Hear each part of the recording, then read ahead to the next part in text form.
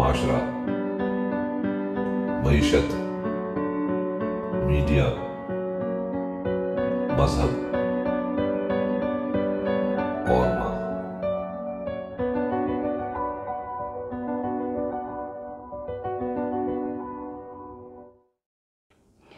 अस्सलाम वालेकुम। Channel M5 से नसरीन हुसैन परवेज़ आपसे मुखातिब है। बहुत अरसा हुआ हमने माँ के हवाले से कोई बात नहीं की, तो हमारे चैनल का एक सब्जेक्ट है, चूँकि सारा कुछ तो माँ पे ही डिपेंड करता है।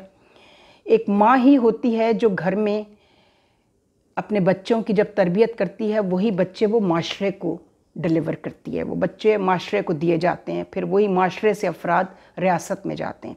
मैं पहले भी बता चुकी हूँ, बल्कि अपने इंट्रो में ही बता दिया था जब ये चैनल शुरू हो रहा था, कि हमारा बेसिक जो हमारा फोकल पॉइंट है और जो फोकस हम कर रहे हैं वो सोसाइटी पर कर रहे हैं।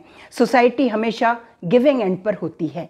वो जो भी गुड्स, जो भी प्रोडक्ट्स सोसाइटी को डिलीवर करती है रियासत को, यानी कि स्टेट को, वो स्टेट में गवर्नेंस सबसे आगे आती है। जो लोग स्टेट को गवर्न कर रहे होते हैं, चाहे किसी भी निज़ाम के तहत हो, सदारती निज़ाम हो या मार्शल लॉ हो या आपका जो है पार्लिमानी निज़ाम हो, निज़ाम नहीं, मसला ये है कि जो लोग डिलीवर कर रहे होते हैं गवर्नेंस में, वो किन घरों से आ रहे होते थे। क्या उनकी सबकी माएँ जो हैं वो यूनिवर्सिटियों से उन्होंने PhD की डिग्रियाँ ली होती थी? ये सर सैयद की वालदा जो हैं उन्होंने डॉक्टरेट किया था। क्या मौलाना शौकत अली और मौलाना मोहम्मद अली की जो वालदा हैं, मोहम्मद अली जिन्ना की जो वालदा हैं, इन्होंने कौन सी यूनिवर्सिटी में पढ़ा था? अल्लामा इकबाल की वालदा कौन सी यूनिवर्सिटी से डिग्री लेकर आई थी? कौन सा सीनियर कैम्ब्रिज उन्होंने किया था? तो जनाब आली, दरसगाहें जो हैं ना, वो सिर्फ तालीम देती हैं, तरबियत नहीं करती। तरबियत माँ का काम होता है। जो दरसगाहों में असातिज़ा होते थे, चूँकि वो बहुत अच्छे घरों से आए हुए होते थे, तो असातिज़ा का जो कैरेक्टर होता था, जो उनका कंडक्ट होता था, वो उनकी तरबियत होती थी जो उनकी टीचिंग से रिफ्लेक्ट करती थी। इसीलिए वो अच्छे बच्चे डिलीवर करते थे। पाकिस्तान में जितने बड़े लोग हैं, मैं डॉक्टर कदीर ख़ान से अगर शुरू करूँ, जो बहुत बड़ा मोहसिन है इस्लाम पाकिस्तान का, मैं डॉक्टर असरार की बात करती हूँ, मैं गामदी साहब की बात करती हूँ, मैं रशीद तुराबी साहब की बात करती हूँ, मैं अल्लामा तालिब जौहरी की बात करती हूँ, बेतहाशा हमारे मुस्लिम स्कॉलर्स हैं, मौदूदी साहब की बात करती हूँ। इनमें से किसी की माँ ने कॉलेज और स्कूलों की शक्लें भी नहीं देखी थी, लेकिन क्या हुनरमंद, क्या बेहतरीन लोग जो हैं उन्होंने माशरे को दिए, और माशरा उससे उसकी अखलाक़ी और समाजी तामीर होती चली गई। और मैं पहले भी बता चुकी हूँ कि जो हमारी मिडिल क्लास होती है वो स्टेबलाइजिंग फैक्टर होती है वैल्यूज़ को स्टेबल रखने के लिए। और ये मुझे सर्वे और रिसर्च से पता चला। जब मैं अपनी डॉक्टरेट की रिसर्च कर रही थी, तो हमने देखा कि हम कैसे माशरे के ऊपर अपने टेलीविज़न ड्रामे के असरात पर काम कर रहे हैं। वो माशरा कैसा, उसकी स्ट्रक्चर क्या है, उसका मॉरल, सोशल, रिलीजियस स्ट्रक्चर क्या है, और उसकी क्लासेस कितनी हैं, उसके इनकम ग्रुप्स कितने हैं। तो हमने जब मिडिल क्लास को देखा, तो हमने देखा कि डिटेरिएशन जो आ रही है वो मिडिल क्लास में आ रही है। मिडिल क्लास की बच्चियां जो हैं उनको बेहतरीन प्रोडक्ट समझा जाता था, लेकिन आज बदकिस्मती से मिडिल क्लास की लड़की की तरबियत इतनी ख़राब हो रही है।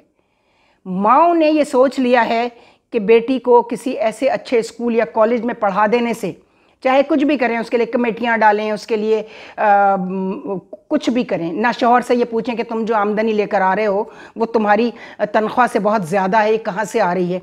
पहले बीवी पूछती है ना घर में, पहले तो माँ पूछती है, लेकिन अब चूँकि वो फैमिली सिस्टम रहा नहीं है, जॉइंट फैमिली सिस्टम, कि माँ पूछे या बहन हो घर में वो पूछे, कोई बुज़ुर्ग तो छोड़ा नहीं है घर में। जॉइंट फैमिली सिस्टम ख़त्म होने के जो नुकसानात हुए हैं वो भी इस माशरे पर मुरतब हो रहे हैं, और माशरे से फिर वो ऑफ कोर्स रियासत की गवर्नेंस पे जा रहे हैं। तो बीवी ही सब कुछ है, सब कुछ वही है, बीवी ही गवर्नमेंट है। घर की जो गवर्नमेंट है ना, होम डिपार्टमेंट जो है ना, होम सेक्रेटरी जो है घर का, वो करप्ट हो गया है। उसके अंदर से वो सलीका और वो तरबियत का हुनर जो है वो ख़त्म हो चुका है। वो सिर्फ मादी चीज़ों को, वो दुनियावी चीज़ों को हासिल करने का सबक दे रही है अपने बच्चों को और अपनी बच्चियों को, बेटों को भी और बेटियों को भी। वो नहीं पूछेगा, उसने शौहर से नहीं पूछा कि ये you are living beyond your means.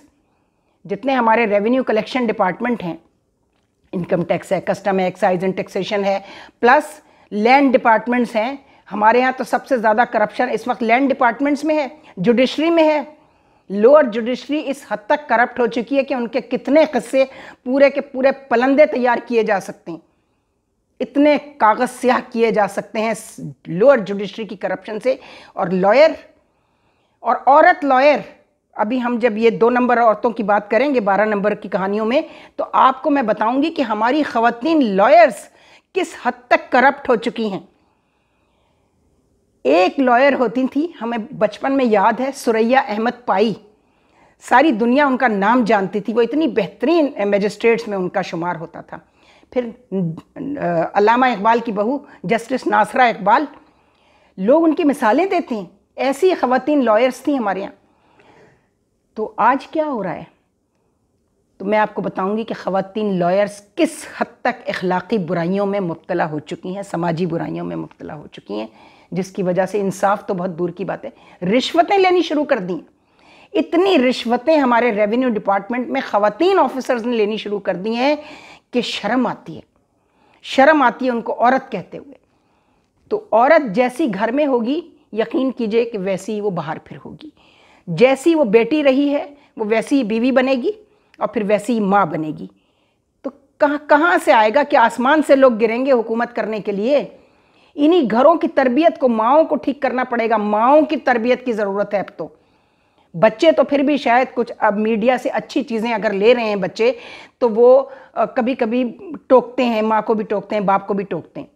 मैं एक ऐसी लड़की से वाकिफ़ हूँ जिसके वालिद की आमदनी के बारे में उसने पूछा अपने बाप से कि पापा you are living, we all people are living beyond our means. मैंने अब आपकी सैलरी पता की, आपका ग्रेड पता किया, तो आप तो डिज़र्व ही नहीं करते इतना पैसा, ये कहाँ से आ रहा है? और उस पर तुर्रा ये कि माशाल्लाह उसी पैसे से उम्रे किए जाते हैं, उसी पैसे से ज़ियारात की जाती हैं, उसी से हज किया जाता है। और उम्रा करना तो एक सोशल स्टेटस में अब शामिल होने लगा है। आपने कितने उम्रे किए हैं, उतना ही बड़ा आपका सोशल स्टेटस होगा। लेकिन वो उम्रा किस पैसे से हो रहा है, वो हज किस पैसे से हो रहा है, वो ज़ियारात किस पैसे से हो रही हैं?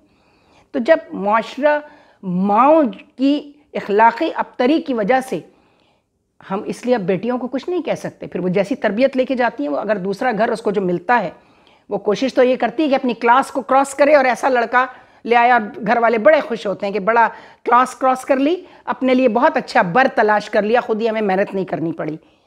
लेकिन उसके असरात कहाँ तक जाते हैं उसको देखिएगा। खुदा हाफ़िज़।